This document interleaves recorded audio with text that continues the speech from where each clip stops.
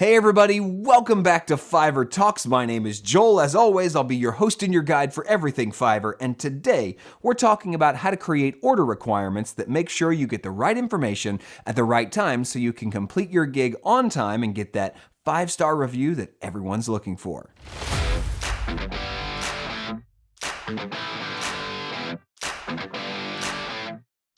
That's right, today we are back after a little break. Last week I was doing some traveling. As you can see, I'm in a mobile studio this week, still bringing you the content. And today we're going to be talking about creating order requirements. Now, this is an important step in the process. If you're a seller, this is what happens at the very beginning, the very onset of a project. When someone clicks order now, they buy your gig. This is the first message they get from you, and it's automated. It comes through the Fiverr system. This is information you can fill in the gig editing page before anyone places an order, so that as soon as they do, it pops up and asks them for this information. And the cool thing is, Fiverr is set up so that the clock doesn't even start on your gig until the order requirements are submitted. So people have to fill this out before that clock starts, and you're held accountable for the turnaround time. So I thought it would be awesome to spend a few minutes talking with you about how to create or how to craft order requirements that really lead people to give you the right information up front,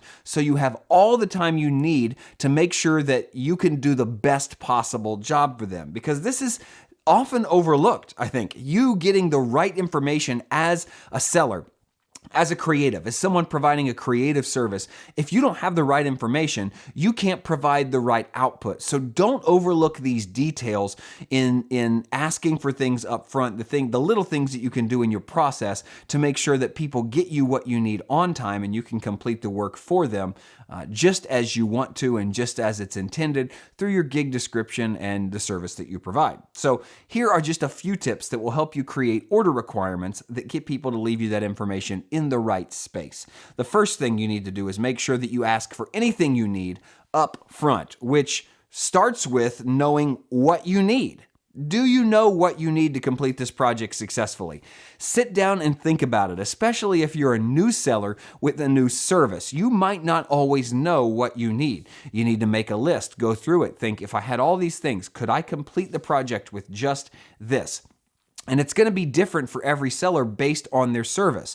I always use my services as an example, but I'll use my services as a voice actor as an example. As a voice actor, what I need from my clients is a script to read. That's how voice acting works. And I need any guidance on style or tone. That's all I need. It's the most basic, foundational elements of what I need. So you need to discover and write down what those things are that you need in order to get started and succeed and complete the project. And you need to ask for those things up front. And in fact, you don't just need to ask for them in your automated order requirements that are sent to the buyer as soon as they place an order, but you need to ask for those things over and over and over again until you get them. Do not accept any answer but the answer that you need. Don't accept anything less than everything you need. Keep asking, be persistent and polite, and I believe if you do those things, then you'll get what you need on time. But if you just wilt and kind of say, hey, when you get a chance, I kind of need this stuff, you're not going to get what you need, and you're probably going to be late or pressured to deliver at the very end of the timeline because you didn't have what you needed to begin with. Make sure you're asking early and often, and you're being persistent with what you need so that you'll get it. Now, the other key to getting what you need from these order requirement requests is not overcomplicating things. I've purchased from sellers on Fiverr before that have a list of 14 fields I need to fill out about this and that and the other, and it drives me crazy. It's like I have to complete a book before I can get things started. And I'll tell you that leads to people not filling out your order requirements, and you'll have a bunch of incomplete gigs just sitting there, which is a whole nother subject altogether.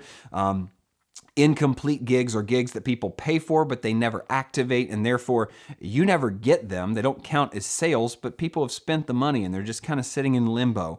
I seem to always have half a dozen of those sitting there, some of them from years ago. That's a whole nother subject altogether. But don't overcomplicate things in your ask. Make sure you're asking for everything you need, but don't ask for more than that. Make sure you say, this is what I need to get started and complete the gig, but don't ask for anything more than that. If they want to provide it, they will. But if you overcomplicate things, it lowers the likelihood that you're going to get all the information you need up front. So it needs to be easy and quick for them to fill out, things they can get to you very quickly and not be overcomplicated or confusing for them to do. So make sure that you're asking for enough, but not too much. And I would suggest making the format in which you ask for it through your order requirements easy, because there are lots of different options and you might get tempted by all the different options in the order requirements section to ask for different things in different ways. Like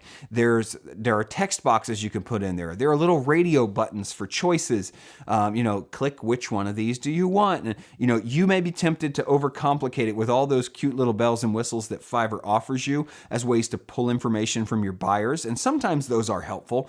But don't get too cute with it. Don't overcomplicate it. All of my gigs, if you buy something from me, it has about 2 to 3 lines. Here's what I need. And I normally number them 1, 2, 3 or 1, 2. I need this. I need this. Make it very clear. And then there's just a text box or an attachment, or, it has to leave it right there. And it's no more complicated than just sending a message. I have bought from sellers before where there is 7 or 8 fields. Fill in this box, this box, this box. What accent do you want? What tone do you want? Like, that's crazy. Just ask for it all in one place. People are perfectly capable of leaving you that information in one text box. So don't overcomplicate things and make sure that you're asking in the most succinct way possible. And I believe I just kind of touched on this point, but I'll reiterate it. You want to keep your request message short. This is a message that you should craft and put together. It will come as your order requirement message. Craft it and make it short. We're not talking like make sure they can read it in 30 seconds. Make sure they can read this in like 10 or 15 seconds. Make it a sentence or 2 or 3 at the most. Like I said, I bullet most of my things. If I need 3 things, I'll write 1, 2, 3. Before I can get started, I will need 1, 2, 3. Boom, and that's it. Don't overcomplicate it. Make it as short and succinct as you possibly can. And if you have something that's critically important and you are going to split the fields on your order requirement section up, there is a way for you to make a field required.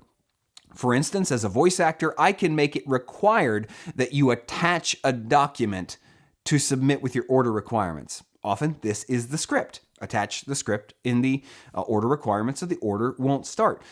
That's sometimes a good idea. Think long and hard about that if it's something that fits in with your service. So for instance, if you are let's say you're creating logo intros, video intros, where someone sends you their logo and you create a little bumper with that logo. Maybe it's 3D and it does all these cool things. You need the logo file to do that, right?